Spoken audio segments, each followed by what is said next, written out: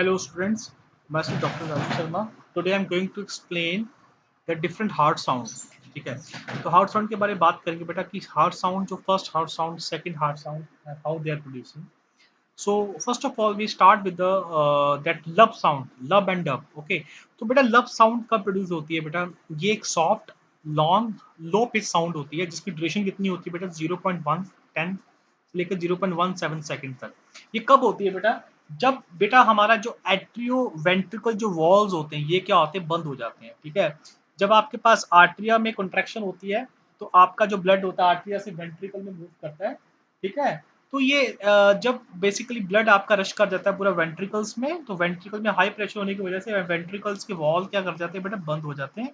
Due to this the first heart sound produce which is named as lub. ठीक है, अब बेटा ECG में आप देखेंगे जो आपका it coincide with the peak R wave of the ECG. ठीक है, सेकंड पॉइंट आता है बेटा सेकंड हार्ट साउंड जिसको बोलते हैं डब. ये कब होता है बेटा?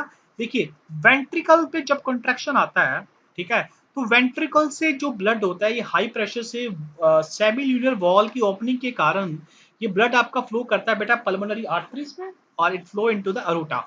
जब हाई ब्लड प्रेशर आपका होने की वजह से ब्लड आपका रश करता है इन दिस, सो एक टाइम के बाद जो जब मैक्सिमम ब्लड आपका फ्लो कर जाता है, due to this the pressure in the basically ventricle got decreases. And at that time जो आपके सेमिल्यूनर वॉल्स होते हैं ये क्या कर जाते हैं बेटा?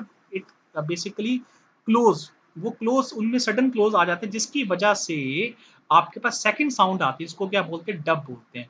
अब डब क्या है? शॉर्ट शार्प साउंड है, हाई पिच साउंड होती है जो कि 0.110 से 0.114 सेकंड तक क्या करती है? रहती है. और इसका जो ईसीजी में इसका जो कंसाइड है वो टी वेव से है. टी वेव्स आपको सेकंड हार्ट साउंड दे रहा है. So this is all about the lub and dub sound of the heart. Thank you बेटा.